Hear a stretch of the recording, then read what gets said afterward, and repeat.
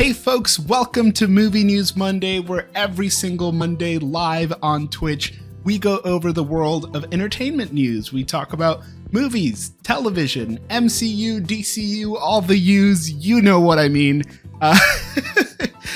So what we do here on this channel is we break down everything that's going on in entertainment media, and we like to have a little fun too. We do these things live every single Monday, but hey, if you can't catch the stream, just hit that subscribe button and you'll be able to see it all on YouTube. Now folks, first things first, we gotta talk about Snoop Dogg. I didn't want to have to do it. Snoop Dogg was recently on a podcast, which I feel like is the quickest way to get anybody in trouble, and said that he is scared to go to the movies after taking his grandson to see Lightyear, the Buzz Lightyear prequel movie.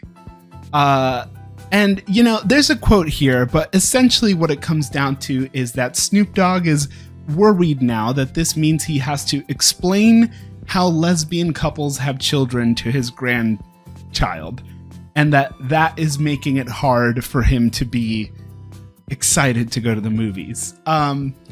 And you know, I wanted to give the slightest benefit of the doubt because this is just a tweet. This is just a headline. So I wanted to kind of form my own opinion, and it just so happened they linked here to a YouTube video. So I went ahead and pulled up the clip, and I don't know what this podcast is, nor what it is that they normally talk about, but I'm going to tell you first impressions right off the bat. I was not excited by the subject matter. Look, I'm not here to break down, you know, other people's cultures and other people's perspectives, but this is a crazy take. I'm just going to say that. But let's hear what Snoop has to say about this. And I don't like that. See, that goes back to the presentation I spoke to you earlier. What you see. It's what you see. They put it everywhere. Yeah. No, it's so crazy what they teach you so young, because one of my nieces was telling me, she's like, whoa. Wait, hold on. Anxiety. They teach you in school, I'm really tired now. And you need screen time. What do you think? Folks, we just discovered something live on air. They cut the clip. Did you see that jump cut? They literally cut the clip. I had it here locked and loaded, ready to go. Things they teach you in It's what you see. They put it everywhere. Yeah. No, they put it everywhere. And then there's a jump cut. That's crazy. They cut it. They literally cut the clip. So I can't even show you the context, which frankly was a little bit worse than what this quote made it out to be. That's actually insane. I cannot believe that. That's frankly, folks, a little cowardice. If you're going to say something so blatantly homophobic and so blatantly ignorant, at least have the confidence to stand on it. And if you're going to platform somebody and give them the room and give them the permission and be like, yeah, literally same, stick to it. That's crazy. What, you're worried you're getting clipped out of context? Well, now the context doesn't exist anymore. Man, that is outrageous. I literally watched that clip before stream so that I could show y'all in the context. But I guess all we have to work off is the quote. You know, he said they're putting it everywhere, right? Like the reason that men are more feminine and women are more masculine is because Disney is putting lesbian characters. And Snoop was talking about how there was, there's a lesbian couple that mother essentially Keke Palmer's character in the Lightyear movie, and that his grandson was like, how are they two ladies and they have a child? And he's like, man, just watch the movie, like eat your popcorn. And he's like, I didn't come here for this shit. I just want to watch a movie. I'm scared to go to the movies. Y'all throwing me in the middle of stuff that I don't have an answer for. You know what's crazy is that there is an answer. You say, oh yeah, there's a lot of ways that you can have a baby when you have two moms, but as long as you're both there and you love each other, you can have a family. And literally, what's exceedingly more frustrating about this is that the scene that he's talking about, which everybody raised hell over, that Fox News went crazy about, is the most inconsequential thing. The scene in question, the two scenes in questions are One moment here where a baby shows up and it's two women looking longingly at each other. And then one moment here where she goes in to retire and she gets a kiss from her wife. And that's it. Imagine having to explain this to your grandchild. Being scared to go to the movies, being scared to show and explain to a child, to explain to a man, a boy, a child, that gay people exist, that lesbian couples exist. Man, you're weak. You are weak. Shame on you for not being able to communicate intelligently to a child that, hey, queer people exist. And shame on this podcast for cutting it out. Shame on the It's Giving podcast for not standing your ground. If you're going to platform blatant homophobia and ignorance like this, stand by it. Pissing me off for the start of Movie News Monday. See, folks, and if you're watching on YouTube and you're like, what the hell's happening in chat up here? You miss a lot of fun times when you hang out with us live. We get a little crazy. Well, if you needed any other reason to be nervous about more corporate mergers in Hollywood, following the acquisition from Skydance, Paramount is looking to cut down on jobs to save $2 billion. And I'm sure you can imagine the jobs they're cutting. It's going to take a lot of people to make up that $2 billion. They're probably not cutting from the top down. So now that Skydance owns Paramount, which if you want to learn more about that, we made a Movie News Monday talking about the Skydance acquisition, talking about the Colbert Show, lots and lots of drama there. But now that we have a merger in our hands, we have what are called corporate redundancies. Which means that there are too many people and some of them are doing the same job and they don't need to because it's two companies combined into one. So there are numbers of positions being eliminated across theatrical, streaming, linear, and all other divisions, expected between 2,500 and 3,000 people. That is, we talk a lot about having respect and understanding for what it takes to create media, what it takes to create films and televisions. You see all the names in the credits when you're sitting down waiting for your post-credits scene. All of those folks are individual people. Some of them are supporting families. Some of them are supporting friends. That's a lot of people involved with making movies, but sometimes the studios involved in making those movies have a lot of people too. So now there are 2,500 to 3,000 people at Paramount and Skydance who are no longer going to have a job. There are insiders that are saying they are aiming to identify $2 billion in cuts, but David Ellison, the head of Skydance, is saying that they're confident that they're going to be able to exceed $2 billion in savings. So does that mean more firing? Does that mean more write-offs and disappearing media for tax purposes, tax-saving purposes? Who knows? But this is scary and this is disappointing, on top of the fact that it's a really rough time in Hollywood and a really rough time in production right now. So we will see how this pans out. My thoughts and well wishes to anyone who is impacted with these layoffs. I hope you're given as fair of a severance package as you can and that you're able to move on to brighter and greener pastures. But just like Chad is saying here, mergers are the worst thing for Hollywood, and somehow they keep happening because they keep waiting for the right time. But hey, if you want to talk about some more mergers in Hollywood, make sure you hang out after Movie News Monday, where we'll be looking at a lot of the mergers and corporatization of Disney. I want to ask the question, what do you guys think about this? But I think most people agree that this sort of stuff is really sad and nobody wants to see layoffs. And I don't think that anybody, aside from folks above the line at Paramount, are really excited for a corporate merger. But is there anything about this that makes sense to you? Very curious to know. In news that is sure to make you cry at least a year from now, if not a little bit longer, Words Plus Pictures Productions is working on a Chadwick Boseman documentary. Words Plus Pictures is the documentary production studio that worked on Superman, the Christopher Reeve story. And just that is everything I needed to know, that this is going to be an incredible piece of media.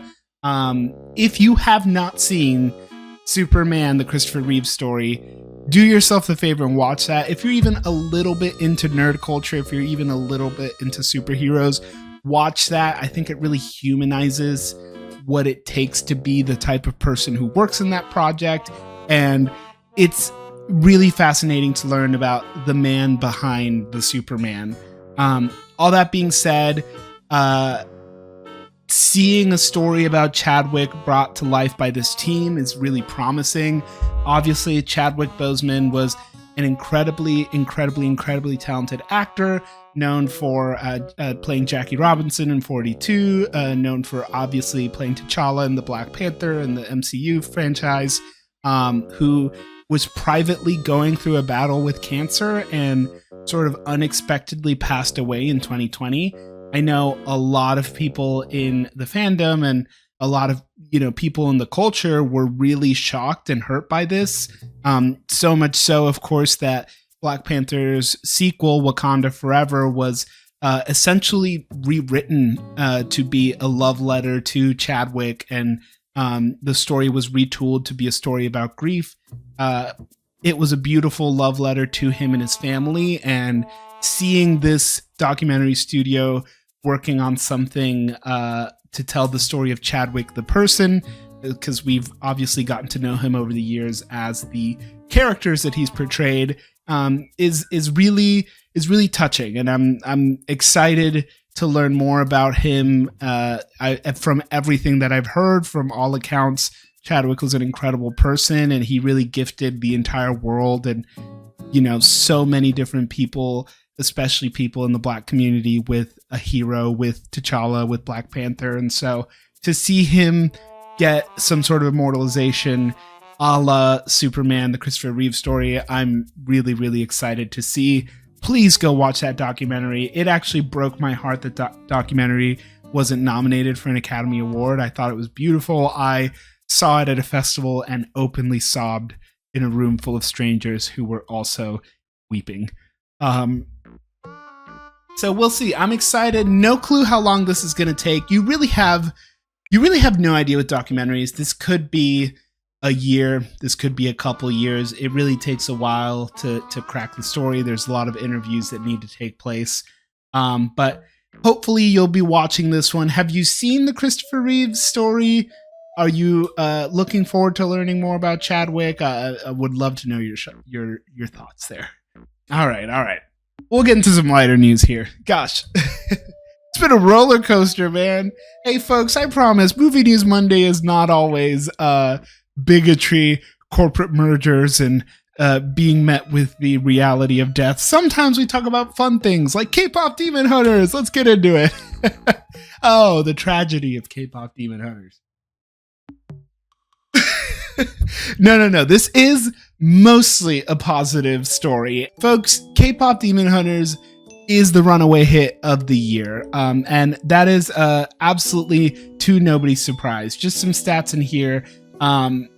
This movie is on track to be the #1 movie in all of Netflix. Netflix believe Demon Hunters will pass Red Notice at 230.9 million views to become the most watched movie. It is averaging 25.9 million views weeks, if not months, after its original release. This article was written before K-pop Demon Hunters went to theaters, which we'll talk about here shortly. 7 of the songs from the album are on Spotify's top 20 and top 50 hits. Golden hit #1 on the Billboard Hot 100. It is the unofficial official song of the summer, since no other pop artist wanted to get in there. But it begs the question, how did this Sony Pictures animation movie that has absolutely exploded in the cultural zeitgeist end up a Netflix original? This movie, which cost reportedly $100 million to produce, it's on track to likely be $1 billion franchise with sequels, spin-offs, merchandising like crazy. how did Netflix end up with this, and why didn't Sony keep this? Sony has the capacity to distribute animated movies. The Spider-Verse franchise is a great example of that. Why wouldn't they just hang on to it? So obviously nobody would know, but the president of content partners at Netflix feels really good about the way that this all came out. It's impossible to put a value on this franchise, he says, but viewership numbers and plans for the future of the franchise, it may end up being comparable to Disney animated hits. And this just goes on what we talked about on a previous Movie News Monday, that Netflix is seeing K-pop Demon Hunters as its own Frozen, essentially. But Sony is on track to, of that $1 billion, only make $20 million. Now, that is not small potatoes by any means. $20 million is still $20 million. I will never see $20 million in my lifetime.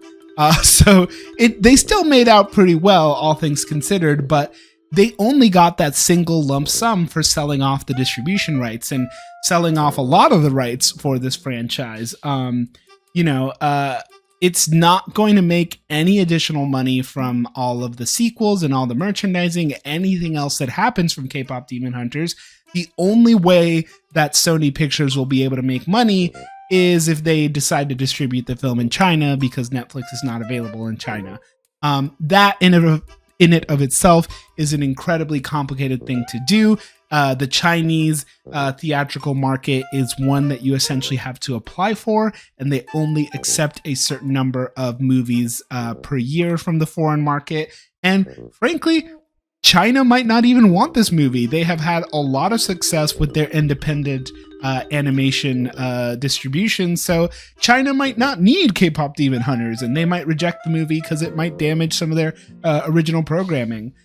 So all of that being said, the question is, what happened that made Sony not feel confident about this? Well, they just weren't sure. The Spider-Verse themes, the Spider-Verse movies were doing well, but animation as a whole had not really been performing super well in theaters. The K-pop craze was kind of on a downturn post-COVID, and so not to say, K-pop wasn't still extremely popular, but kind of the moment it was having in the culture, in American culture specifically, was really pivoting.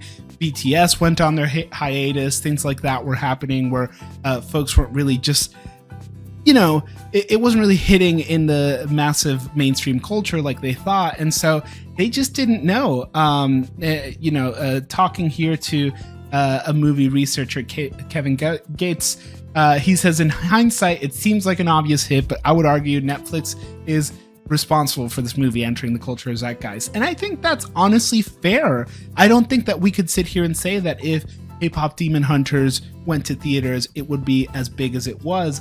I think folks just saw that the animation looked promising, the name was really straightforward, it's an easy click, and folks kind of started passively watching it and then realizing it was really good, and it had good organic growth. But that organic growth also happened from it being accessible in the streaming model, which is really interesting because I don't think we've had a runaway hit on streaming like this probably since COVID, probably since the Tiger King days or things like that.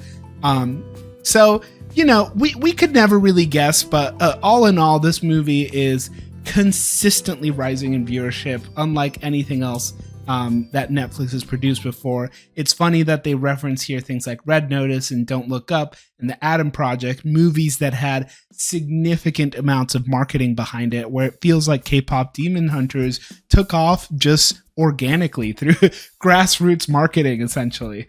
All of that to say, Netflix was so confident, more confident, of course, than Sony was, that they went ahead and this last weekend put K-pop Demon Hunters out in theaters, where it officially became the number one movie at the box office. Now, number one movie at the box office with $15 million earned domestically on a limited release. Great numbers objectively. I mean, that's nearly what Sony got paid to give Netflix the right for this film. So Netflix has more than made their money back at this point.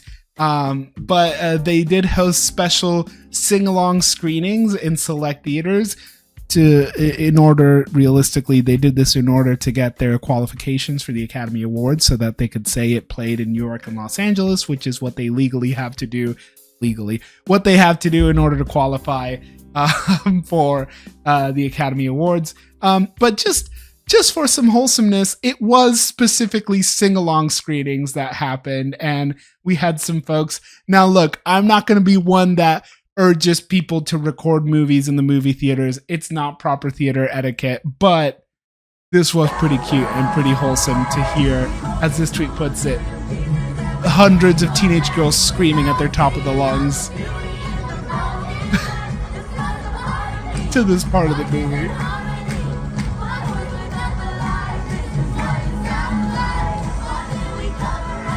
Very wholesome, akin to a Marvel movie almost.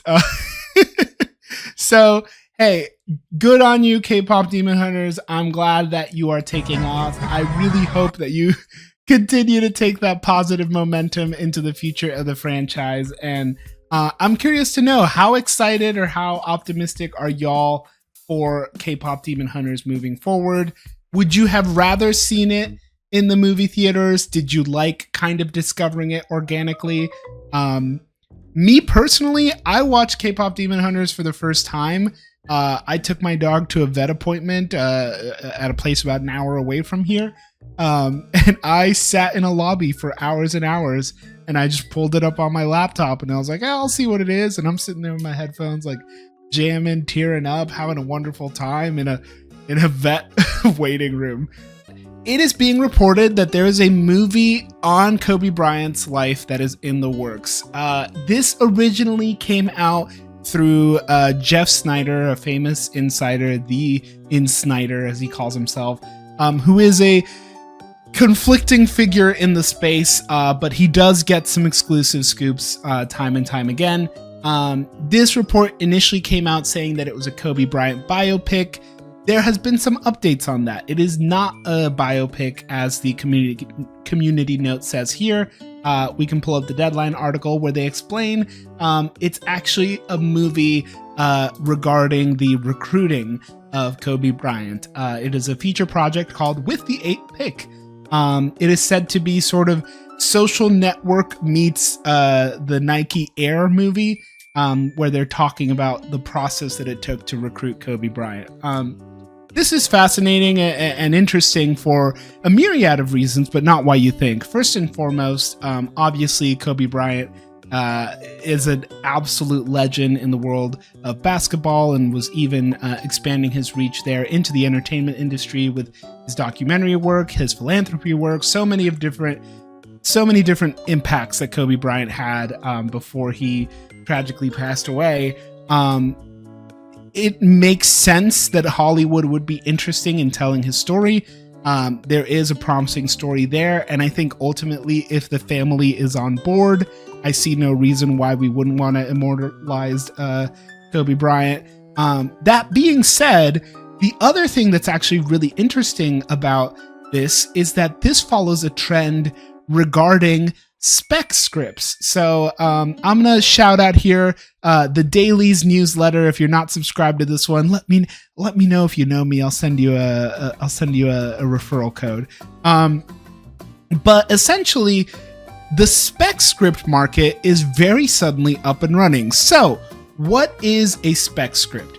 A spec script is a script that is written on spec. It is a speculatory script, right? That is essentially written without having a green light behind it. So you out there, if you think you have what it takes to write a movie and you just start writing a movie, you are writing a movie on spec. Nobody called you, nobody hired you to write a film. You are just doing it because it feels right.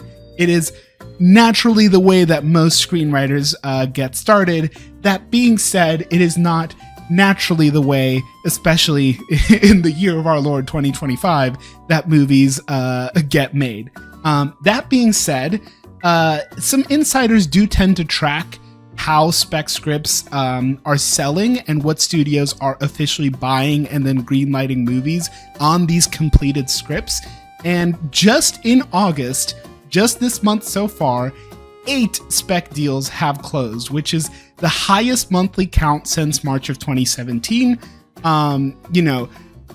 In 2023, just a couple years ago, before the strikes went into effect, there was 11 total Spec Scripts that hit deals, that made deals for developing movies based on a completed script. Now we are significantly past that, and just a few that have passed recently is the one we were just talking about with the 8th pick, the Kobe Bryant NBA drama. That is being developed into a movie on Spec Script, and there's so many more coming. What does that mean ultimately? This is a really interesting time. I think that there's a lot of things that are contributing to why the Spec Script market is really intriguing to Hollywood right now. I think, frankly, following the strikes, Hollywood wanted, this is my speculation. My speculation is that following the strikes, studios wanted to kind of let the dust settle to see what was really happening with the current state of the entertainment industry. Obviously, there was a lot of delays that took place. Things that were already greenlit or already in production had to be put on hold because of all of the strikes that were going on. But after the dust settled on the strikes, folks were not going to the movies as much. Things weren't performing well. The $1 billion movie essentially disappeared over the past couple of years, and that probably has a lot of execs sweating. But what is the market constantly demanding? It's demanding original movies. It's demanding more interesting stories that aren't just repeats and reboots of things that we're already familiar with. And if you're taking a look at how movies this year have performed, that is reflected. I think a movie like Sinners, which came out at the top of the year, absolutely skyrocketing in the box office and being a completely original story that was written on spec, that Ryan Coogler literally incited a bidding war over. It performed massively well. It was a movie that had a crazy return, and it was a movie that was bought fully realized because the script was completed and they were able to go into production on it almost immediately. Weapons, very similar. Weapons is another relatively low budget movie that was written on spec that had a crazy bidding war in order to get the movie, and it came out fast. It came out on a fast turnaround production, and it was insanely successful and has already made its money back, if not more. So studios are maybe starting to really see and understand that there is some really good talent out there that is writing some really great stories, and it might be better worth it to buy some of these speculative scripts that are already put together and go to production on those, rather than trying to have disconnected executives guess at what the market wants and pay writers to develop stories on that. How many times on this show, on this broadcast, have we talked about they're making a Hot Wheels movie, they're making a Clone High movie, they're doing another Smurfs reboot and all this type of stuff? That's not what people want to see. People want to see interesting stories, and they don't have to be wholly original. With the 8th pick, the Kobe Bryant movie that they're working on is based on a true story. It's based on reality. So there's no need to overcomplicate it. So all in all, this is great news for writers. This is great news for the industry. And this is really promising for the type of movies that we're going to be getting in the next couple of years. And I say next couple of years because the scripts are already written. We can get to shooting. We can get on set. Let's make it happen. So what do you think? Are you looking forward to watching this Kobe Bryant movie? Are you looking forward to seeing some more original films? I know I most certainly am. And I'm really excited for what this means for the next generations of up-and-coming writers in Hollywood. I think this is great news. Look, normally I'm the first one to be a little bit mean towards Netflix, but hey, Netflix, you're doing good on today's Movie News Monday.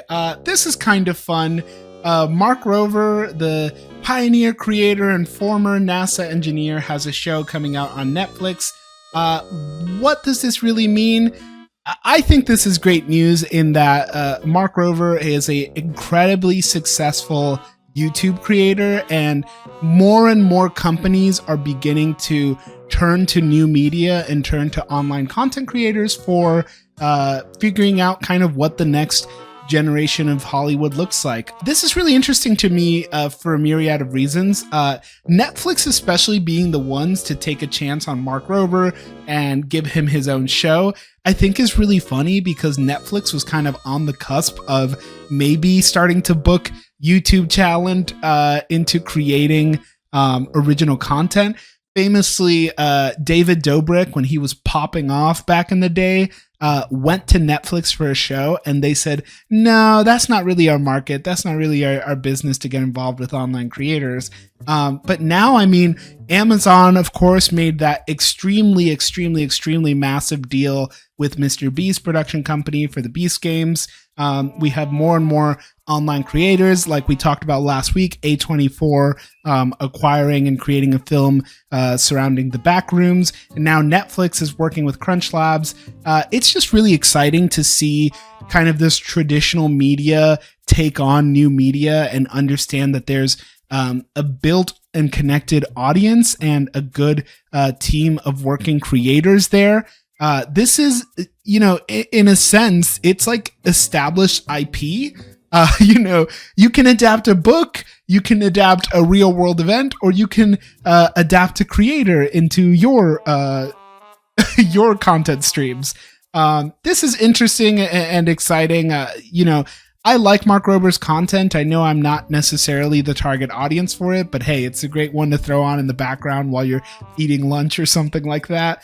And he's overall a wholesome guy. And so, you know, I'm all here and supportive for wholesome people making wholesome content. And you know, he's introducing generations of people to science and engineering and stuff like that. So that's exciting. That's really good. So cheers to Mark Rover. Will I be watching your show?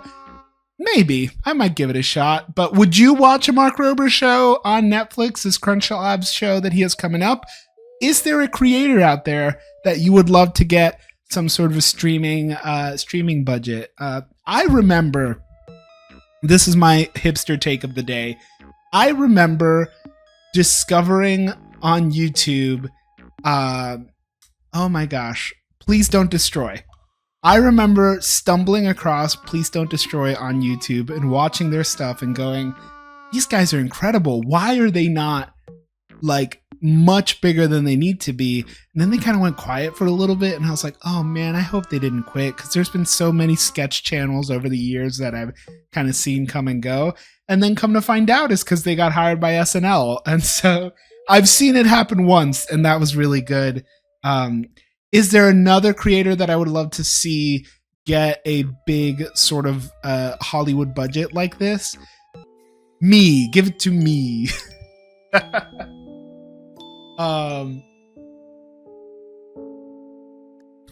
Or actually someone like Defunct Land, just like have Disney actually hire Defunct Land to make a documentary and give him access to the actual Disney archives. That would be sick.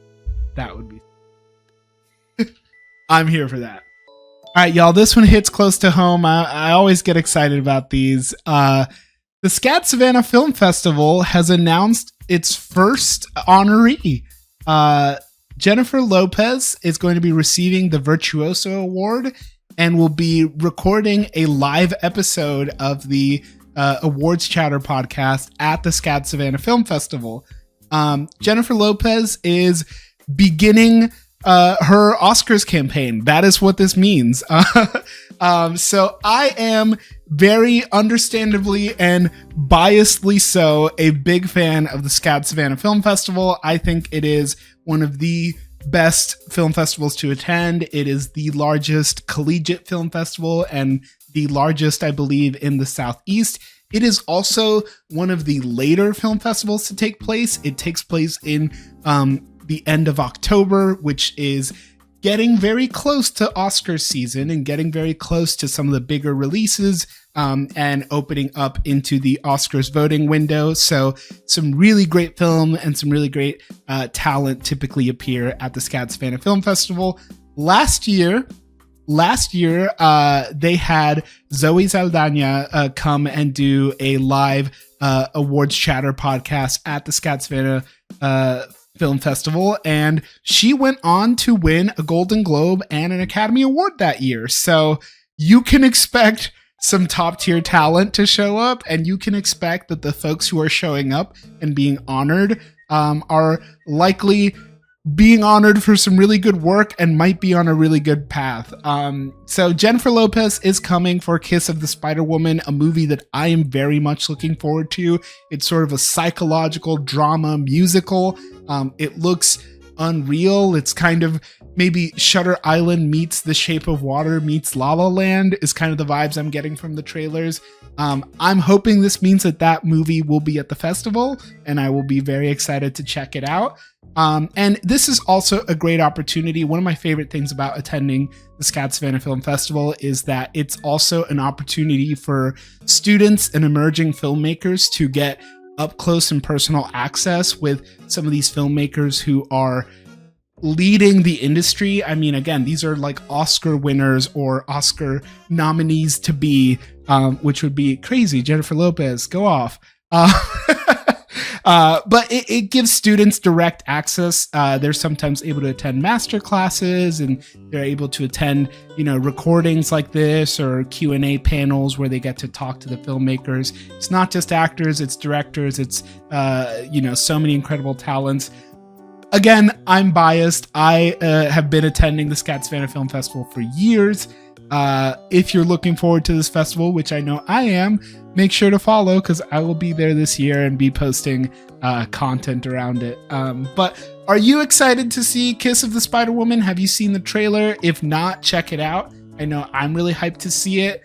And if you want to start building your Oscars bingo board early, Jennifer Lopez live performance. I'm going to put that on there. I'm going to say live Jennifer Lopez performance on my Oscars bingo board. Oh, maybe she'll join Hunter X and she can join a rendition of Golden. Now, folks, we're getting into our comic book MCU, DCU portion of the broadcast. And, we talked about this earlier, and we've been kind of talking about this on and off over the past few months. But so far, this is what it looks like will be the final outcome for the box office of our 2025 comic book movies. Now, if you can remember, just a few years ago, it was a guaranteed $1 billion every time Marvel Studios put out a film. Now in 2025, we had 4 comic book movies released, 3 of them under the MCU umbrella, and one of them launching the new DC universe. And this is what it's looking like. Superman crossing the $500 million mile marker that they had set. If you haven't seen that video, check out on the YouTube channel. We had a video breaking down why Superman needed to hit $500 million. And they did just that, which inspired a lot of confidence for Warner and a lot of confidence for the new James Gunn-led DC Studios. But then we get into some of the tougher areas here with Marvel Cinematic Universe. 525 for Fantastic Four, 415 for Captain America, and 382 for the Thunderbolts. I think that this is good numbers for Fantastic Four. Captain America, I know that 415 seems relatively low, but for a movie, a political thriller movie that premiered in February, this is actually not terrible numbers, all things considered, if you take out the Marvel of it all. And then Thunderbolts is actually a little upsetting. 382 is very low, I think, especially for the quality of a movie that it was. To see it not reach a higher number is a little bit disappointing. This, excluding 2020, is the lowest that we see comic book movies since 2011, since, before The Dark Knight Rises.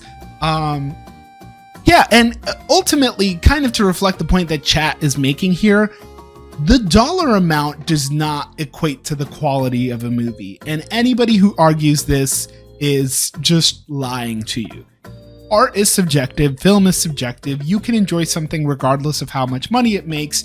However, just like we talked about at the beginning of stream here, the entertainment industry is a business in art, and there are business decisions that impact the success, the financial success of movies, and whether or not that allows things to be sustainable. Now, thankfully, Kevin Feige did recently do the press run ahead of Fantastic Four and disclose the fact that these movies are now being made on lower budgets. They have tightened up their pipelines in the post-production world. They have made some adjustments in their actor contracts. They've done a lot of work so that these movies are less financial burdens on the studio. And I think given the quantity of productions that Marvel went into following Bob Chapek's Disney Plus push, it makes sense. And so the business and the industry adapts so that these numbers, though they may be concerning because they're a lot lower than what they normally are not actually a problem. Will we see another billion-dollar comic book movie? Maybe. It wasn't long ago, last year, Deadpool and Wolverine did cross $1 billion as an R-rated movie, mind you, which is harder to do. We do have the Batman Part 2 coming in a couple of years, which I know folks are really looking forward to. Outside of, the DCU, whether or not that ultimately gets folded into the new DC continuity. I think people like Batman, and people really liked the Batman Part 1. So maybe that would reach $1 billion. And we cannot deny the Spider-Man of it all. Spider-Man Brand New Day is very likely to cross the $1 billion mark. My question, and I'll post this question off to you, is I don't really know if Doomsday breaks $1 billion. I don't know that we have done the building that we need to for an Avengers level movie. I know I'll be there day one to watch it, but I don't know that a lot of other people would. So I'll be very curious. I hope that they're doing the right work for getting people excited. But we are all excited for the $1 billion guarantee, which is Spider-Man Brave New Day. And Spider-Man Brave New Day just added Tramell Tillman to the cast, playing an undisclosed character. We're very excited to figure out who he's playing. Tramell is become a wild success coming off of his run on Apple TV's oh my gosh, Severance. I got there. I didn't look at chat. Coming off his success on Severance, coming off of his brief but really charming and incredible appearance in Mission Impossible Dead Reckoning. It's exciting to see him join. Who is he playing? I have no idea. There's so many people in this Brand New Day movie already. We're gonna have the Scorpion. We're gonna have the Hulk, the Punisher. Who is the villain? We don't know. We made a YouTube video. Go check it out.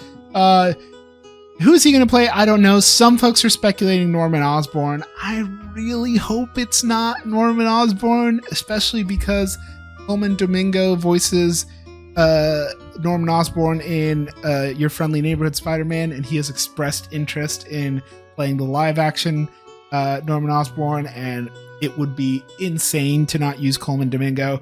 But in either case, I'm excited to see Tramell on there. This is also allegedly not the only addition that we have from Brand New Day. So folks, you know the rules. When you see a Hollywood trade and an actual article, we can go, yes, this is happening. When we see a tweet from Daniel RPK, we can say it might be happening, but don't hedge your bets. Allegedly, from this scooper, Daniel RPK, Daniel Richmond, claims that Florence Pugh's Yelena will also appear in Spider-Man Brand New Day. This would make sense to me in some sort of small cameo capacity. if there's some sort of montage of Spider-Man going about being a street level hero, it would make sense that he would run into one of the new Avengers. Again, there is so many different things happening in this movie already that we know of. It's going to be like 3.5 hours long. Yeah, my guess, maybe she shows up trying to recruit him, or maybe he shows up and he's like, I was technically added into the Avengers by Iron Man. And she goes, yeah, but we're not those Avengers, something like that. I would not be surprised to see this just fully played off as a joke, and just as a fun world building moment, as opposed to like an actual, main character in the film. And again, this comes from a scooper, not from a reliable trade, so we don't know if this is actually happening. And sometimes folks are told that they're going to be in Marvel movies, and then they don't get to be. Like Kumail Nanjiani, who recently revealed on a podcast that he had signed on to play Kingo the Eternal in 6 MCU movies and a video game. That was what his contract said, that he would have 6 appearances and do voiceover talent for a video game. And he's quoted as saying, okay, so I'm going to be doing a Marvel movie every year, and in between I get to do all these other things. And then, of course, as we know, none of that happened. I think it's a damn shame. I think Kumail Nanjiani is incredible. He's an incredible actor. He's a fantastic comedian, a brilliant writer. And he was a huge standout part of the Eternals movie, a movie that I think maybe gets a little bit more hate than deserved. I understand why it's not folks' cup of tea, but hopefully we get to see the Eternal story continue post this whole multiverse saga. I don't imagine that the Eternals will appear in Secret Wars or in Doomsday, but hey, who knows? We could see them pop up here and there.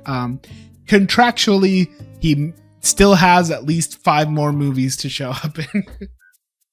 Didn't love it, but it deserves a sequel. I respect that.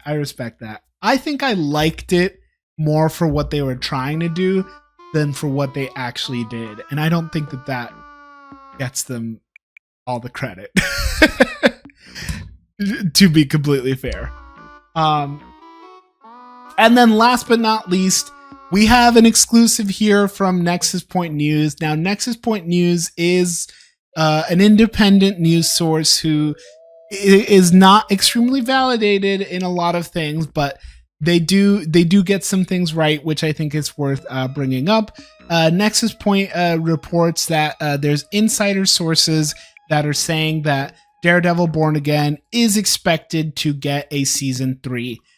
Some folks were nervous because Charlie Cox was at GalaxyCon and referred to season 2 as the final season, which had a lot of people sweating.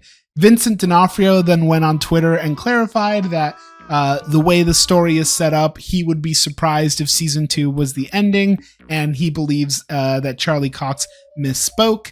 And now Nexus is reporting here that there will be at least a 3rd season of Daredevil Born Again. Disney Plus and Marvel Studios has not officially greenlit the 3rd season of the show, but allegedly they are waiting to see the reception of season 2, and they are quietly working behind the scenes on a season 3. I'm excited about this. I really liked Born Again. I know that show was retooled and reshaped many times over. I think the pieces that felt like they were like the old show, I didn't love. Pieces that felt like they were the new show, I was a big fan of. So I'm really looking forward to seeing more Daredevil. I think everybody is. I think if I pose the question to you, chat, if you want to see more Daredevil, I think the answer is yes. I don't think anyone's going to say, nah, I'm good.